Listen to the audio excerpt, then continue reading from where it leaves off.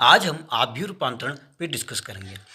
प्रारंभिक संख्याओं द्वारा आव्यूह का व्युत्क्रम कैसे निकालते हैं उस पर डिस्कस करते हैं। किसी आव्यूह में पंक्ति तथा स्तंभ क्रमशः तीन तीन संख्याएं होती है जिन्हें ही हम प्रारंभिक संख्याएं कहते हैं। इस प्रकार किसी आव्यूह में कुल 6 संख्याएं होती है।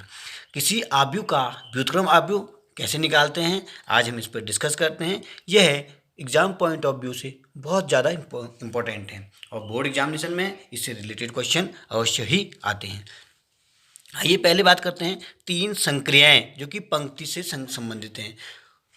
तो पहला प्रॉपर्टी है या पहली संक्रिया है दो पंक्तियों को परस्पर विनिमय, मतलब दो पंक्तियों को आपस पर चेंज हम कर सकते हैं। किसी आव्यूह में अगर हमें कोई दो पंक्ति को अगर बदलना है तो हम बदल सकते हैं, जिसको हम लिखेंगे R1 इंटरचेंज टू R2। जैसे हमारे पास ये R1 है और ये R2 है तो हम उसको चेंज करना चाहें तो चेंज कर सकते हैं। इस प्रकार यह पहली प्रॉपर्टी कह सकते हैं या पहली संक्रियाएँ हैं। आइए दूसरी संक्रिया की बात करते हैं। किसी पंक्ति की अवयवों को किसी शून्येतर संख्या से गुणा करना। अगर हमें किसी आव्यूह के किसी एक पंक्ति को किसी संख्या से गुणा करना है तो गुणा कर सकते हैं, जिसको हम लिखेंगे जिस पंक्ति में हमें चेंज करना है। सपोज हमें R1 में चेंज करना है तो हम लिखेंगे R1 इंटरचेंज टू के R1 में R1 टेंस टू के R1 को किसी नंबर से गुणा करना है, सपोज के से गुणा करना है तो हम गुणा कर सकते हैं। 1 2 3 है तो ये हो जाएगा हमारा बदल के आएगा के 2 के 3 के। इस प्रकार आव्यूह में कोई चेंज नहीं होगा तो ये इसको हम चेंज कर सकते हैं। ये हमारे सेकेंड ऑपरेशन कहें या सेकेंड प्रॉपर्टी कहें। आइए तीसरी संक्रिया हमारे पास है किसी पंक्ति के अवयवों को किसी शून्येतर संख्या से गुणा करके उसे किसी अन्य पंक्ति के संगत अवयव के साथ जोड़ना। यह किसी आव्यूह के अगर हमें किसी पंक्ति को किसी नंबर के साथ अगर हम गुणा करके और किसी अन्य पंक्ति के साथ जोड़ा जा सकता है तो यह पॉसिबल है, ऐसा कर सकते हैं। हमने क्या किया, हमारे पास एक आव्यूह है, हमने R1 में चेंज करना है। R1 हमें क्या चाहिए कि R1 प्लस 2R2, हमने R2 को सेकंड पंक्ति को 2 से गुणा किया और R1 में जोड़ सकते हैं तो हम इसको इस प्रकार लिखेंगे R1 tense to R1 plus 2R2। तो इस प्रकार R2 हमारा ये था 4 5 है तो इसको 2 से गुणा कर रहे हैं, 4 दूनी 8 और R1 के साथ जोड़ रहे हैं, 8 धन 1 9, ये हो जाएगा 5 दूनी 10 10 2 12, 6 दूनी 12 12 और 3 15। इस प्रकार हमें जो आव्यूह था वो इस प्रकार प्राप्त होगा। इसी प्रकार 3 तो पंक्तिबद्ध है हमारे पास और इसी प्रकार 3 हमारे पास स्तंभ में होंगे। 3 स्तंभ क्या होंगे कि हम किसी कॉलम के दोनों कॉलम को इंटरचेंज कर सकते हैं, C1 इंटरचेंज टू C2। और दूसरा था हमारे पास किसी मैट्रिक्स के किसी कॉलम को किसी नंबर से हम मल्टीप्लाई कर सकते हैं तो हमने के से मल्टीप्लाई करेंगे तो KC2 लिखेंगे।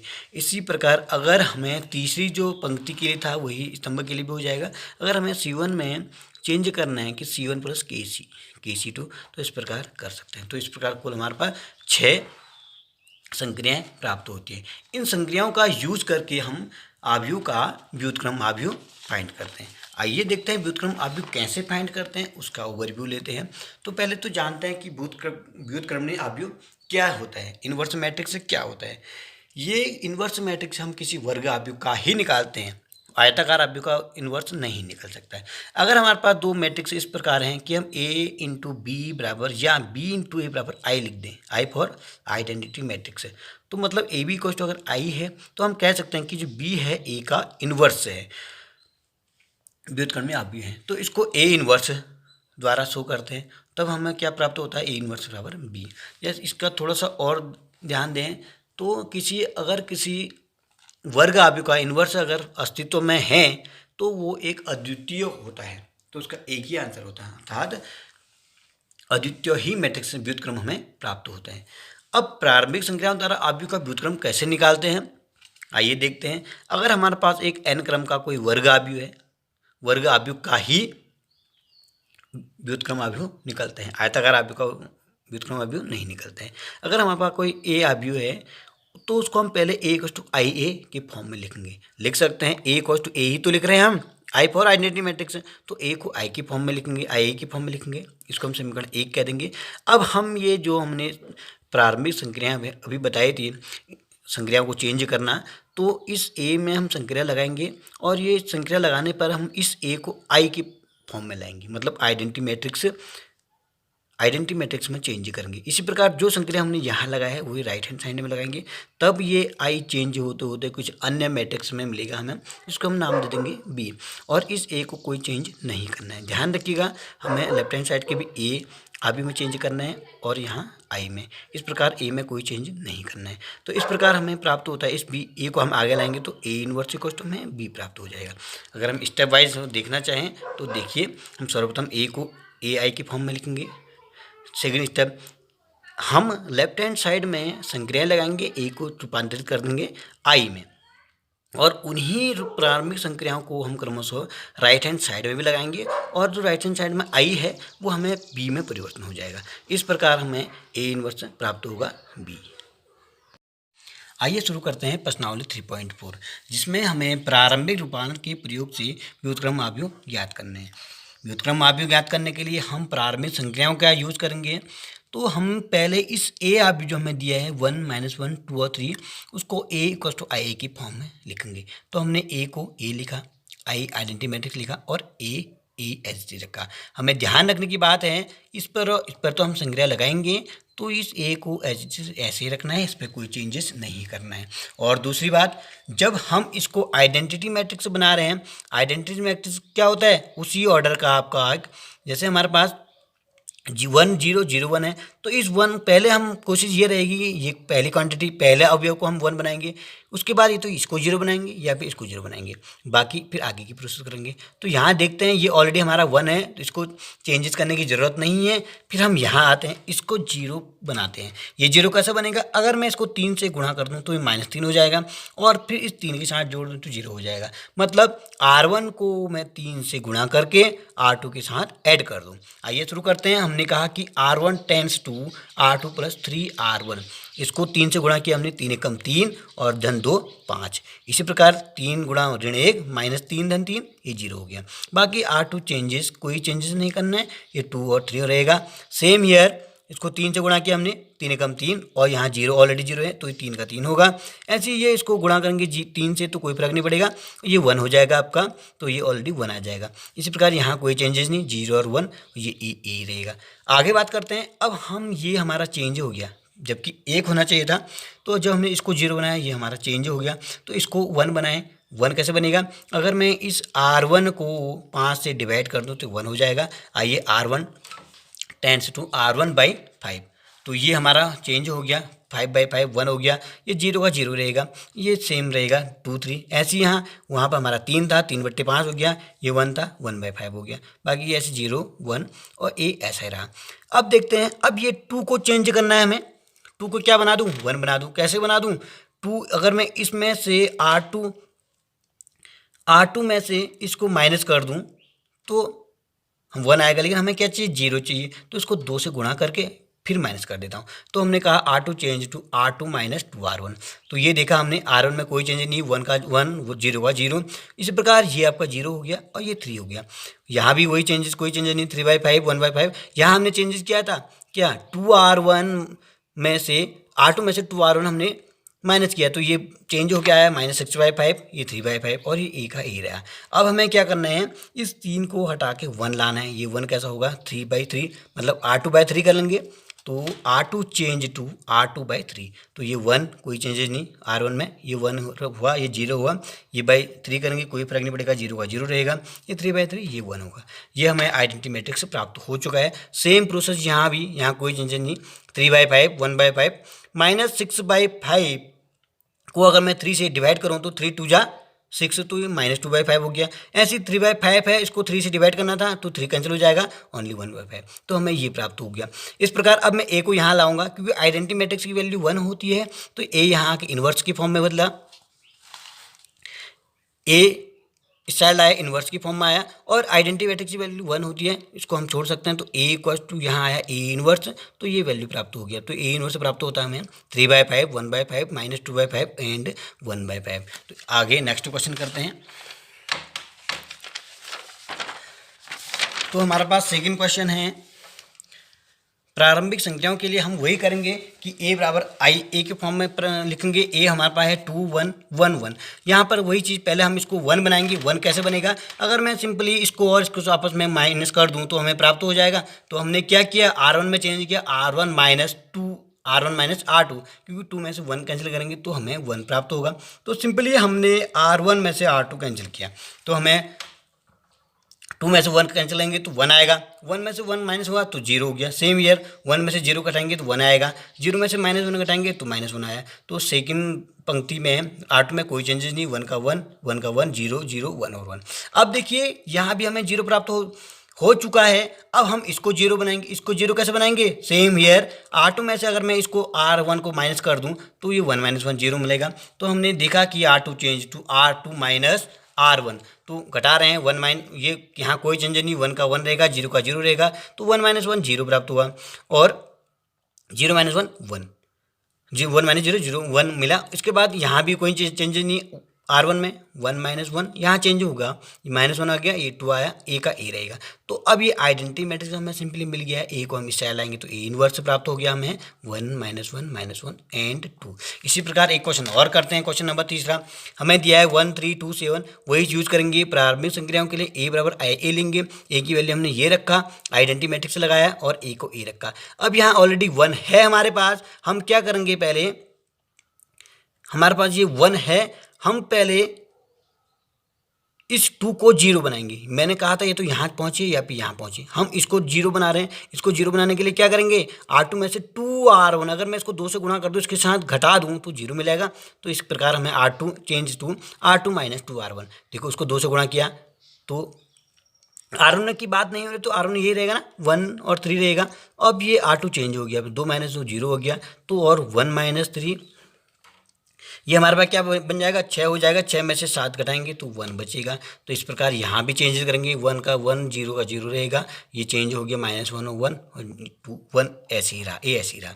अब देखिए ये 1 है हमारे पास, ये 0 है, इसको 0 बनाने की जरूरत है। ये 0 कैसे बनेगा, अगर मैं इसको 3 से गुणा कर दूँ, इसको 3 से गुणा कर दूँ और इसके साथ घटा दूँ तो 0 हो जाएगा। तो इस प्रकार हमें प्राप्त होता है 1, ये 1 का 1 रहेगा, ये 3 का 0 बदल गया क्योंकि 3 में से 3 घटा के 0 आया। 8 में कोई चेंज नहीं है, यहाँ की ऑलरेडी 0 1 है।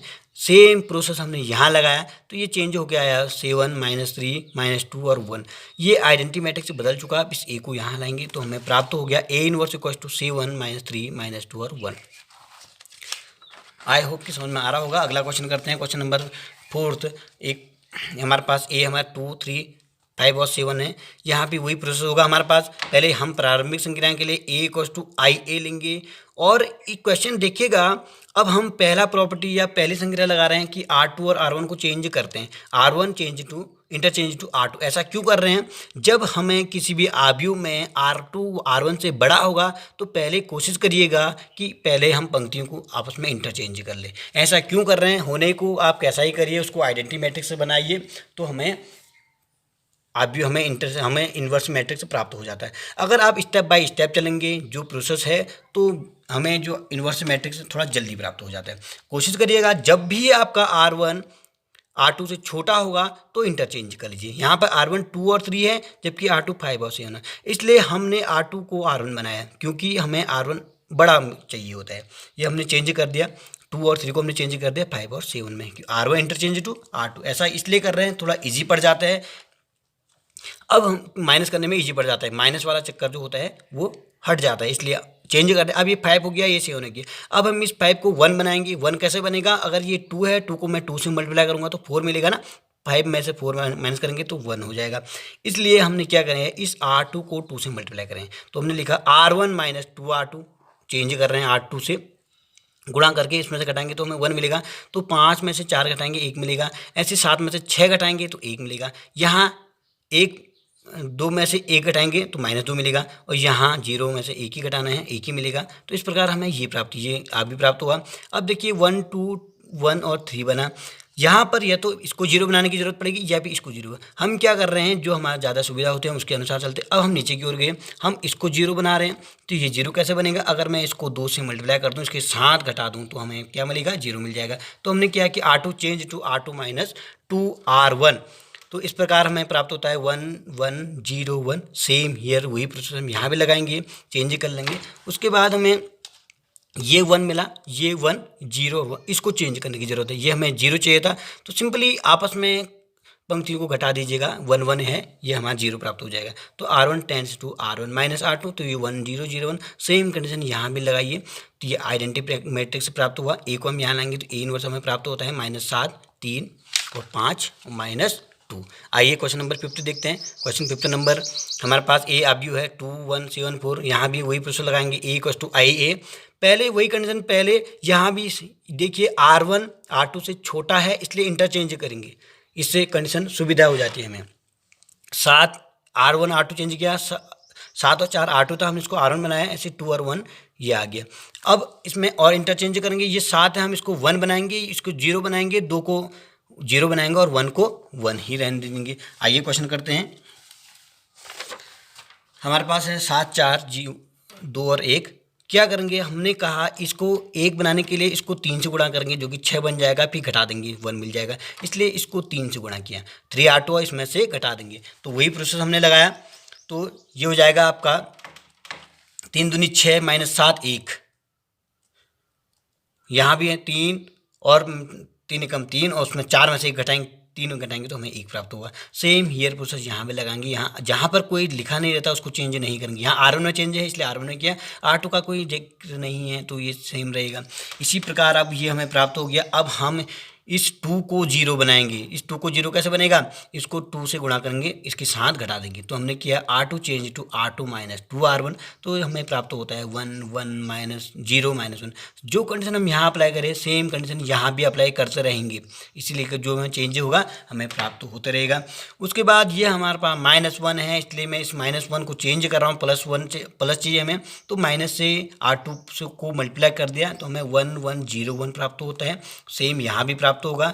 ये माइनस, ये प्लस का था माइनस हो गया, और ये माइनस का था प्लस हो गया, ये माइनस का था ये सॉरी ये प्लस का था माइनस हुआ, ये माइनस का था ये प्लस हो गया। आगे देखिए, अब हम सिंपली हमें घटाएंगे तो ये 0 हो जाएगा हमारे, तो R1 में चेंज किया, R1 माइनस R2, तो हमें आइडेंटिटी मैट्रिक्स से प्राप्त हुआ। वही कंडीशन हम यहाँ भी फॉलो करेंगे, तो इस प्रकार हमें ए इनवर्स की वैल्यू प्राप्त होती है 4 -1 -7 और 2। आइए क्वेश्चन नंबर 12 करते हैं। वही अभी हमें दिया है, a = 6 -3 -2 और 1। हम अप्लाई करेंगे प्रारंभिक संक्रियाएं, a = आई ए, इसको हमने a लिखा, i को आइडेंटिटी मैट्रिक्स से लिखी। इस a को i बनाने के लिए 6 है, हम क्या करेंगे, इसको 0 बनाने की कोशिश करेंगे। ये 0 कैसे बनेगा, पहले हम इसको 0 बना सकते हैं, जैसे हमें इजी पड़ेगा हम वो तरीका अपनाएंगे। हमने कहा इसको 3 से गुणा करूंगा, इसके साथ जोड़ दूंगा, तो ये 0 मिल जाएगा। तो हमने किया R2 change to R1 + 3 R2, तो हमें इस प्रकार 6 - 3, यहाँ कोई चेंज नहीं है, ये 0 हो गया, ये भी 0 मिला हमें। तो वही चेंजेस हम यहाँ पे अप्लाई करेंगे। तो इस प्रकार R2 के सभी अवयव 0 हैं। यहाँ देखिएगा, जब हमें किसी आव्यूह के एक पंक्ति या एक स्तंभ के सभी अवयव 0 प्राप्त होते हैं, तो उसका मान नहीं निकलता है, तो हम तब कह सकते हैं कि उसका अस्तित्व नहीं है। तो हमें ए इनवर्स का प्राप्त नहीं होगा, जब अस्तित्व में नहीं होगा तो हमें इनवर्स प्राप्त नहीं होगा। यहाँ पर इस आव्यूह में इसका R2 सारे के सारे एलिमेंट 0 हो गए, पहला भी दूसरा भी, तो R2 हमारे पास दोनों के दोनों 0 हो गए। इस प्रकार इसका अस्तित्व नहीं होगा, अर्थात ए का व्युत्क्रम फाइंड नहीं होगा। आइए लास्ट एक क्वेश्चन और करते हैं। क्वेश्चन नंबर 13 हमारे पास है, a = 2 -3 -1 और 2। वही यूज करेंगे, प्रारंभिक संक्रिया लगाया हमने, a = आई ए की वैल्यू रखी, i की वैल्यू आइडेंटिटी मैट्रिक्स लिखी। अब हम इसको 1 बना रहे हैं, तो R1 change to R1 + R2। जब हमने R1 में R1 + R2 चेंज किया तो हमें 1 -1 -1 और 2 मिला। यही चेंज हमने यहाँ भी किया, ये मिला हमें 1 1 0 1, और ए को ऐसे रखा। अब हम इसको 0 बना रहे हैं, तो इसको 0 बनाने के लिए हम दोनों को ऐड कर दीजिए, क्योंकि यहाँ पे माइनस था, हमने 0 को ऐड किया, तो हमें प्राप्त होता है 1 -1 0 और 1। यहाँ भी वही चेंजेस किया। तो जब ये अब हमें इसको 0 बनाना है, तो फिर से R1 में R1 + R2 जोड़ दीजिए, तो हमें आइडेंटिटी मैट्रिक्स से प्राप्त होता है 1 0 0 1। तो ए हमें ये प्राप्त हो गया। इसको ए यहाँ लाएंगे, क्योंकि आइडेंटिटी मैट्रिक्स है। इस प्रकार हमें ए इनवर्स प्राप्त होता है 2 3 1 2। Thanks for watching.